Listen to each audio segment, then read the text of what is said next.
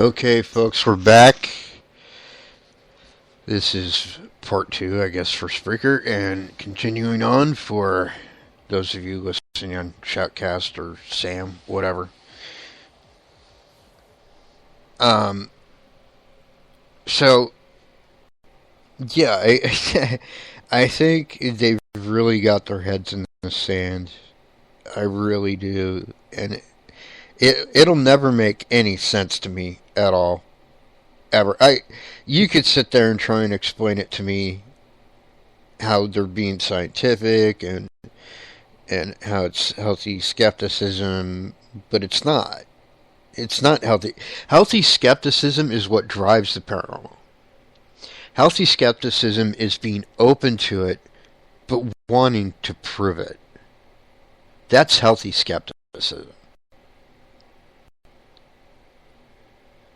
Unhealthy skepticism, aka closed-minded bullshit, is no matter what proof is presented to you, you find some excuse to why it's not valid.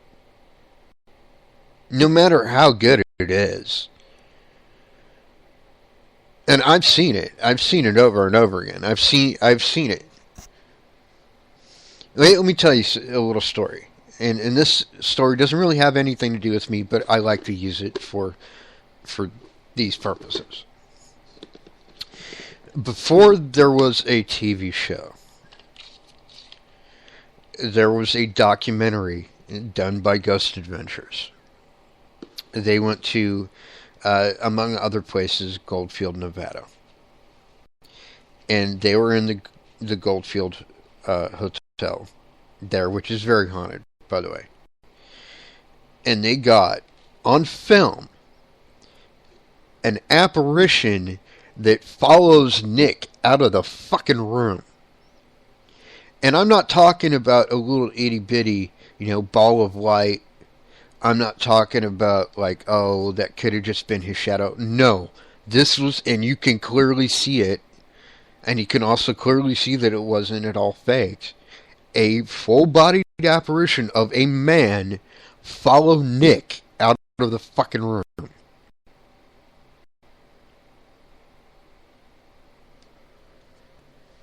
And it blew things up. It is part of the reason why Ghost Adventures is even on TV, actually. Is because they got noticed because of that. But I've looked at it. I've examined it. It was actually examined by a former FBI video expert who said it was genuine.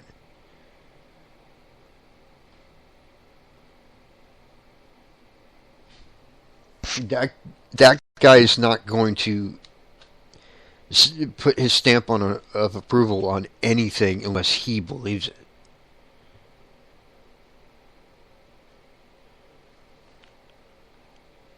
And yet somehow people have seen that same footage and torn it apart.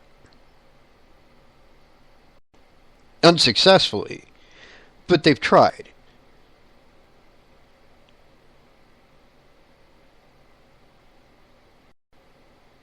Which, in the history of paranormal investigation, this is a repeated thing. This happens over and over and over again. People have tried to tear apart the Pattinson Gimlin footage of Bigfoot, too. Unsuccessfully, might I add. Because, and there's one fact, I know this is a little bit off topic, but I'm going to talk about it because it's my show and I can do what I want. I've seen the Pattinson Gimlin footage, by the way, several times. I'm somewhat of a video expert. I don't have a degree or anything of that sort, but being the way that I am, being able to see spirits, and plus, I'm usually the guy with the camera, I've become something of an expert on video. Because I studied it on my own. And I've studied how things can be faked and how, articles can be added to footage, and et cetera, et cetera, et cetera. Given that this footage was filmed on an 8-meter camera in 1960 something, and you can clearly see the muscle ripples of this creature underneath the fur. Sorry, not fake. Not fake. I mean, maybe it's possible to fake that now, but in 1960 something, there's no fucking way. The height of special effects in 1960s for science fiction movies, which was like the height of special effects at the time, was model ships against the backdrop. And funky makeup. Look at old Star Trek, that should tell you. That was the height of special effects and makeup effects in 1960s. They were not faking muscle movement. Nowadays, yeah, maybe sure it would be, possible to fix something up, animatronically in the suit that, can do that, but in 1960 something, it wasn't going to frickin' happen. That technology did not exist in 1960s. And yet people have torn that thing apart. Oh, it looks like a dude in a suit. No, it doesn't. Not when you look in close. It does not look like a guy in a suit. And first of all, it's not a guy. You can definitely tell it's a female figure. Because it's got breasts. And you can see the freaking calf muscles moving as it's walking away. So, sorry, try again. And that's going to be my answer, by the way. Every time somebody tries to tear something down that I know is true, ain't wrong, sorry, try again. Which has happened to me several times, by the way, just in my own career. I've been questioned. And, okay, I'll tell you this kind of funny story. I can't say the name of the location because of legal reasons, but we were hosting an event at this location that I will say is in Mansfield. And, or actually just outside of Mansfield. And before the actual investigation kicked in, we were doing a little meet and greet kind of thing. And I was talking about how, I had a near-death experience when I was young, how I see spirits, et cetera, et cetera, et cetera. And this guy kind of like condescendingly goes, "You can see spirits?" I said, "Yeah, he's the gentleman with the stern look behind you, about 50 or 60 years old, wearing overalls. Got a mole right here underneath his eye." And his face went white, because I just described his father.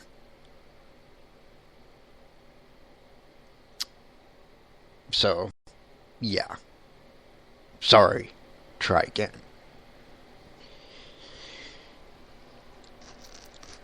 Anywho.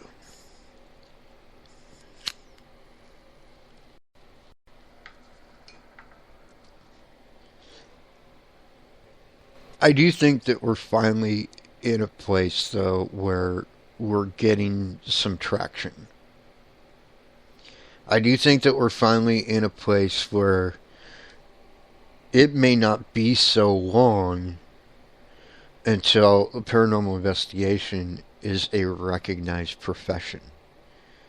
I think we're finally at that place, assuming some numbnut that saw ghost hunters and thinks they know what they're doing doesn't fuck it up for the rest of us.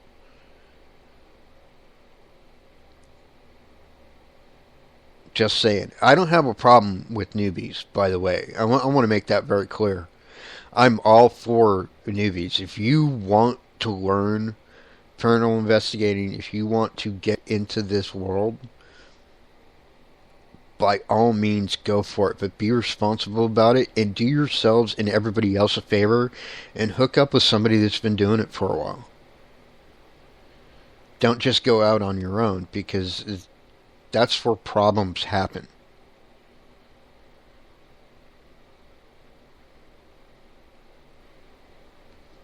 And if you are going to go out on your own, at least do me this favor. Hit me up with any questions. I'm available all the time. GhostWolfJ, all one word, GhostWolfJ at gmail.com. Hit me up, email me, get a hold of me here. You know, when I'm doing a show, do whatever you have to do. But if you have questions, ask. I will tell you what I think. And I will try and guide you away from making mistakes, because I've already made a lot of them. Not so much in, the past 20 or so years, but probably the first 5 years I was investigating, I made a ton of mistakes. But I learned from them. But see, the mistakes I made weren't the kind that would cost you the ability to investigate somewhere. But they could have. So I just want to save that headache, not only from you, or for you, but also for the paranormal community at large. Because like I've said before, we've got to be careful about everything we do, because it reflects on everybody that comes after us, that wants to do a paranormal investigation. If I fuck up today, the people that come after me are going to have to pay for it.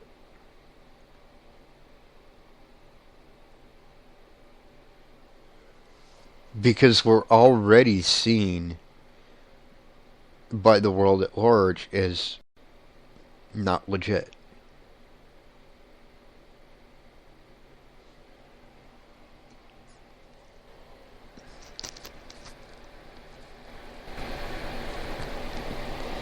I mean, that's changing a lot, actually. More and more businesses even are becoming interested in having investigations done, more than ever before. Doors are opening that were never open to us before. Um, so that's good. That's a good sign. But still, it all it takes is one bad fuck up and it's all over. For everybody. And so, ask questions.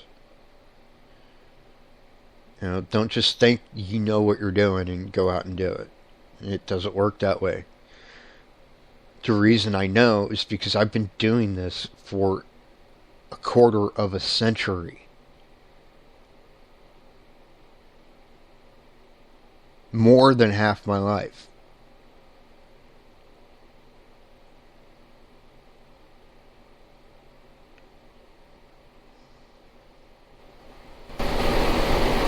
I can't even think of anybody on TV that's been doing it as long as I have, to be honest with you. Nobody in Ghost Adventures has been doing it as long. Nobody in Ghost Hunters has been doing it as long. Nobody. You would think they would have a guy like me on a TV show, but nope. At least not yet. And yes, don't get too excited. There may or may not be something in the works there, but I guess we'll see.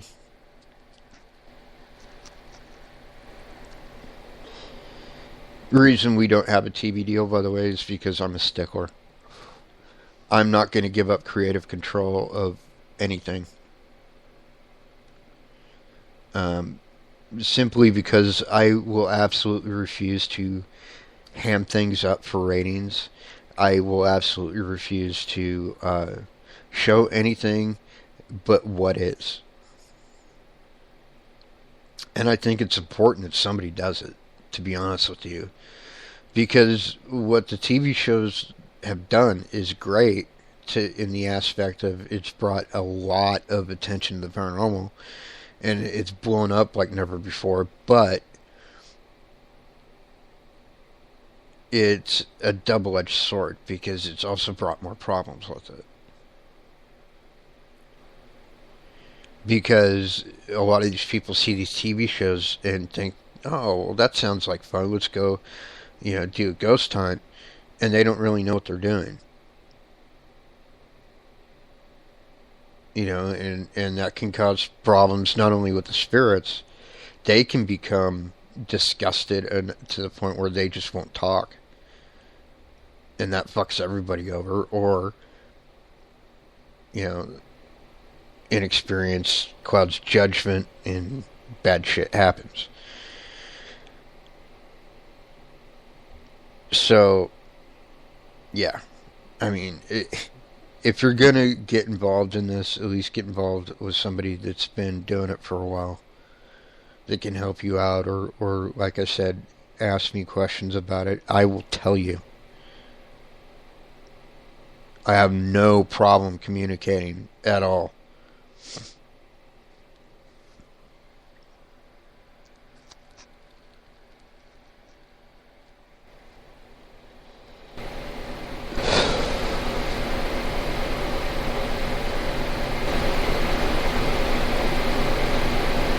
By the way, if you are at all interested in the paranormal and doing an investigation of your own, here's one thing I would suggest. You don't need all the gear that you see us have on our web series or that you see on any of the TV shows. You don't need thousands of dollars in equipment to do a paranormal investigation. All you really need is something to record audio, preferably a digital audio recorder because they typically record in wavelengths that are not audible to human hearing. Or you can spend like 7, 8, $10, however much, and get the apps on your phone from Big Beard Audio. Which is available, by the way, on both iPhone and Google Play Store. Just so you know. Anyways, and some of those actually are free. They actually have free versions of the Spirit Box right now that you can download on your phone. And it's free. You never have to pay for it. Anyways, so yeah, go to Google Play Store. It's awesome. Anyhow, so yeah, like but that's all good though. It's good that we're getting that attention, but it's also kind of bad. And the paranormal isn't a joke. And this isn't just some. Here's the thing that kind of pisses me off. By the way, if you're gonna get involved with the paranormal, don't treat it like it's a fucking hobby. The paranormal is not a fucking hobby. I want to be very clear on that. I've heard seasoned investigators refer to it as a hobby. It is not a fucking hobby. It is a calling. And if you don't feel that way about it, then get the fuck out of the way.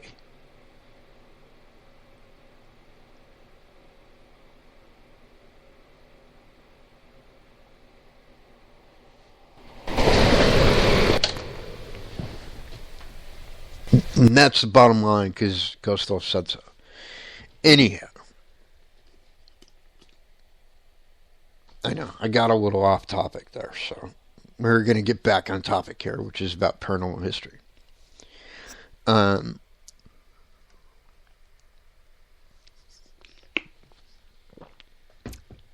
a lot of people don't understand this, and I'm about to point this out. But paranormal investigating has been around forever. I mean, literally forever. Pretty much throughout recorded history, paranormal investigating has existed on some level. Going all the way back to uh, uh, even before ancient Egypt, let's say 10,000 BC, there were shaman that were responsible for the spirits. And in ancient Egypt, there were sages and all that. In ancient Greece, there was oracles. And all throughout history, there have been people who have been responsible for the paranormal. So this isn't a new thing. People like to treat it like it's this shiny new nickel. It's not. It's not a shiny new nickel. It's more like a gold doubloon. It's been around forever. And every once in a while it needs to be rediscovered, I guess. But yeah, it's not a new thing at all. And I think about those that came before me like every day. And I get it. You kind of don't want to ask for help because, you want to make a name for yourself and blah, blah, blah. But, I think about the people that came before me every day. I think about the Warrens. I think about, Dr. Hans Zoller. I think about Barry Taff. I think about, the spiritualist movement and Sir Arthur Conan Doyle and all of them. I think about all of them all the time, and in a very appreciative way, because without them, I would not get to do what I do now. They forged the way. They blazed the trail. They put aside the cynical bullshit of society and found a way to do it. In a time when it really wasn't wise to do that.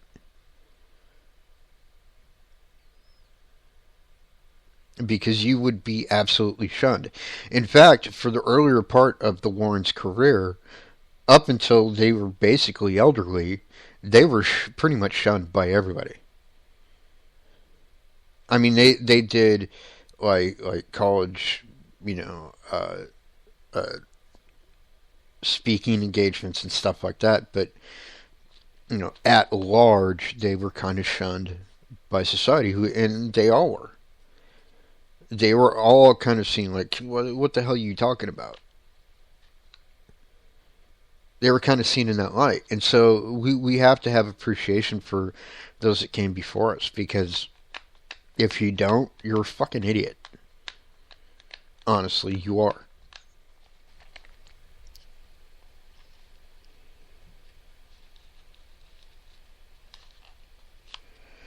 And it drives me batshit insane when people say, "Oh, I don't like history." Yeah, well, you know what? History doesn't fucking like you very much either. Because you're a fucking idiot. And every time somebody says that to me, it's like further proof that somebody should have been swallowed at birth.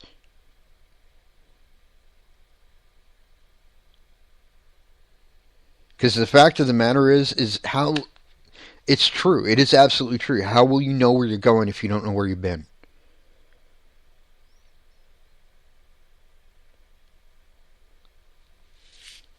Because history does repeat itself over and over and over again. And I got news for you. The paranormal is a big part of that. It's a fucking huge part of that. because the paranormal is the best kind of history there is. It is history that exists on the same plane with us, that in effect lives here and now, that we get to interact with on a semi-nightly basis.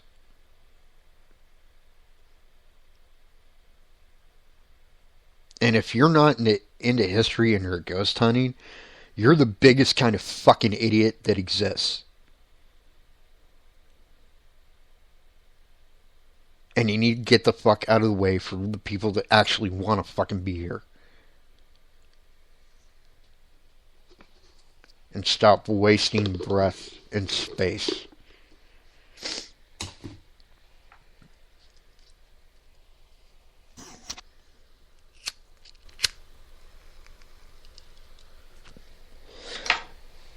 And I'll tell you, I've experienced some of that myself, because my team, Ghost of Paranormal, started with 15 people. Today, there's 4.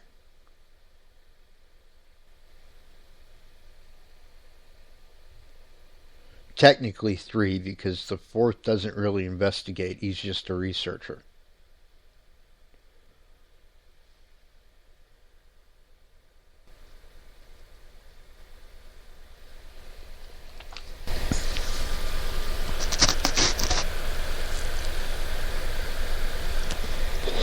Which is still part of the team. I don't want to make it sound like he's not part of the team. He is. He is very much a part of the team. I'm just saying that when it comes to actual investigations themselves, he doesn't investigate. That's left up to the 3 of us, which is fine. I think it's almost perfect the way that it is. I think we could do with maybe one more person. Maybe.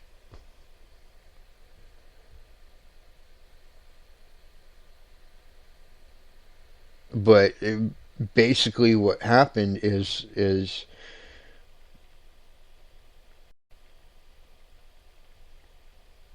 well, to put it bluntly, we got rid of a lot of the people that were treating it as a hobby. You know, and I'm not even saying anything bad about them at all. Choices were made. That's fine, whatever. But no, it was very much like cutting the dead weight, and we haven't had a lot of investigations kind of since, but that's mostly because it's the middle of winter, and like we always kind of die down in the middle of winter because of weather. Because a lot of our investigations are outside, because we concentrate a lot on like ghost towns and abandoned places like that. So, um,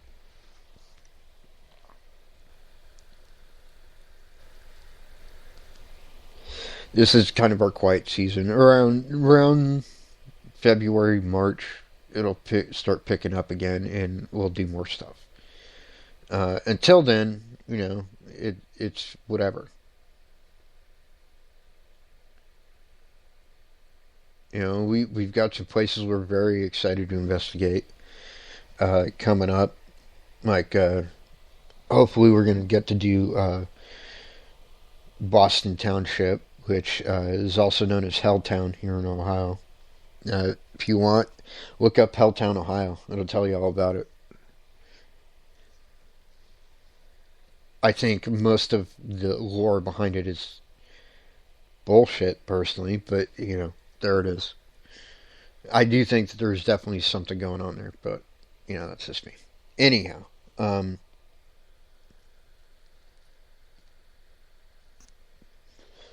point is like,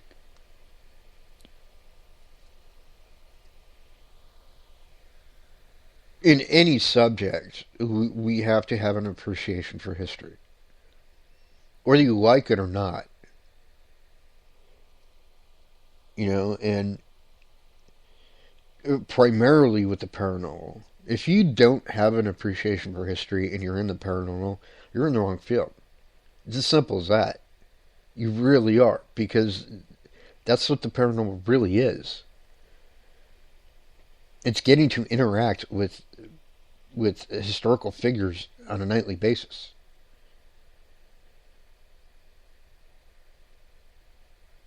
Some are very aware of us too, which is why, yet again, we've got to be very careful about what we do.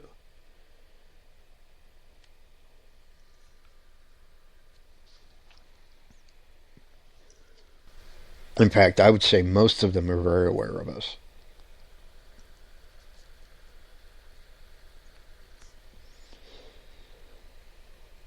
I'll give you another example. Probably one of our most recent, I think it is our most recent investigation, we went to Glendale Cemetery in Akron. Now, normally when we do an investigation like anywhere else, we have somewhat of a game plan in mind. I mean, we don't have like sessions where we plan everything out, but we do kind of like have stuff in our head about how it's going to go and what we're going to do, and even questions that we need to ask based on what happened the last time, you know, stuff like that. Well, we'd never been in this location before. We didn't know anything about it really, and we just decided, screw it, we're just going to let the spirits lead us to wherever they want. And they did not fucking disappoint. We got some amazing EVPs. We actually sat there. This is crazy. We were doing an EVP session with the Spirit Voice app in front of this mausoleum with the name Warner on it. And I could see a shadow figure. Becca could also see the same shadow figure. I'm not sure if Nora saw it or not, but regardless, at least me and Becca, I know for sure, saw this thing. And it was standing right in front of us, answering our questions. It gave us its name. And we asked who he was he related to the Warners, and he answered our questions, and it turns out he was their driver.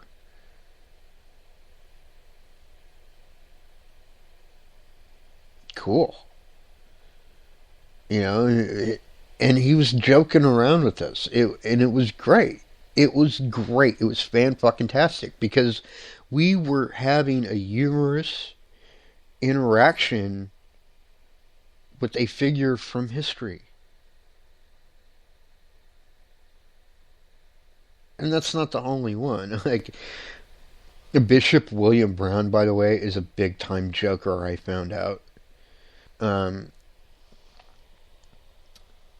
I've played it on my show before. I'm not going to play it tonight, but there's actually this EVP I got. We were in his wife Ella's room, and I had something. I think it was my EM detector. I'd set down on the bed,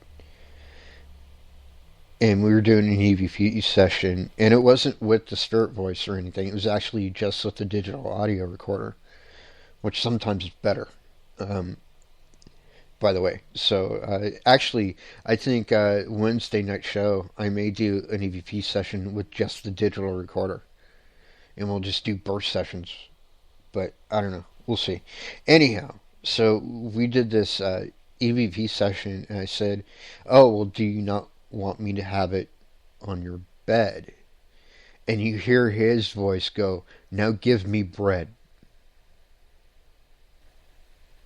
Kind of like, and if you know his history, like he he was kind of mocking the church and the whole communion thing. Um, he was a bishop with, I believe it was Lutheran, with the Lutheran Church, and he was the last man in history to be convicted of heresy because after his wife died, he kind of went off the deep end and got into a bunch of stuff you're not supposed to get into if you're a priest, and he even wrote a book about communism for children. I'm not kidding. Communism for boys and girls. I've seen multiple copies of it in boxes up in the attic. Just saying. Um, but he is a joker, I found out. And That's really cool. It is so cool when they want to play around with you a little bit. Because we have a tendency to take it very seriously, and for them to bring some levity to the situation is just, it's freaking awesome. I love it when that happens, and that's why there's certain places I like a lot. Like, for example, for almost 3 years straight, every weekend we went to the Mansfield Farm Museum.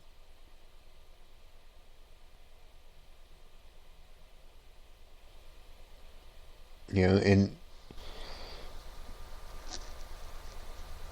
unfortunately, things happen. It looks like we won't be able to do that anymore, but still, it was very cool. It was very cool getting to know those, not only those spirits, but the people involved with that place. It's very cool getting to do that. So, you know, it, if we never get to do that again, that's okay. I just want everybody there to know that we appreciate you. So if they happen to be hearing this, there you go.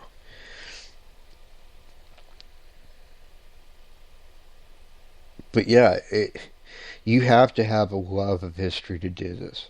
You do. I mean, for any length of time. Most people, honestly, that get into this, they go on a couple investigations and they're done. They're done. Because they kind of do it on a lark. They just doing it for the thrill. But and that's fine. But those people never last.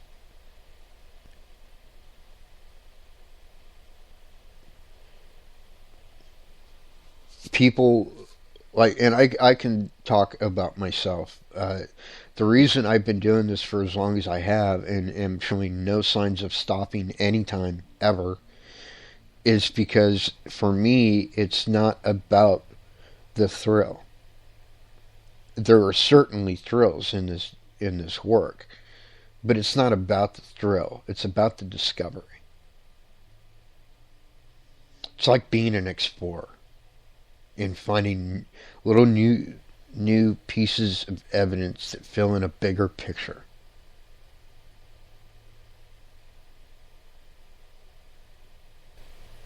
I feel the way the early explorers must have felt when they discovered something. Oh, except for Christopher Columbus, because he was a psychopath. He did not discover America, by the way. I know that's off topic, but he did not discover America. That is bullshit. That is another historical inaccuracy that they teach you in fucking school. That is bullshit. Along with the whole Thanksgiving thing, by the way. I know we had Thanksgiving like a month ago, but I'm going to set the fucking story straight right now because I feel I have to. Most natives do not celebrate Thanksgiving.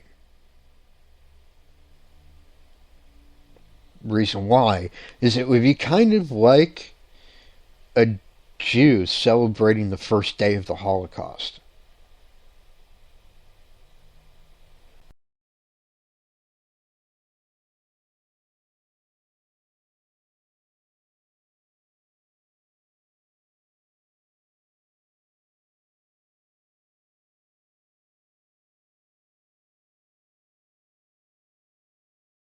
Were invited to a feast. 221 natives showed up to that feast, and then they were killed. They were fucking slaughtered, and these fucking puritanical, white, hypocritical sons of bitches sat there and ate their dinner with corpses rotting around them.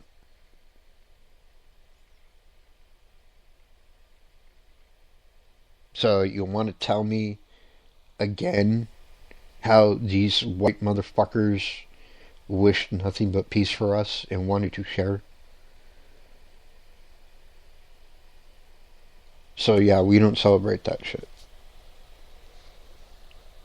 Well, some do nowadays, but whatever.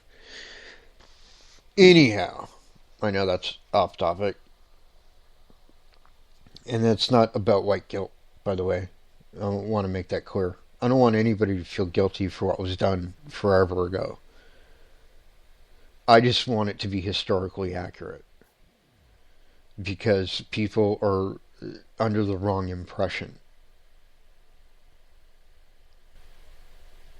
about certain things, and that needs to be cleared up for both our sakes. So, anyhow, I've got uh, 2 minutes 40 seconds left in the show, um, and that's about all I've got. Oh, actually, I'll tell you one more quick story. Um,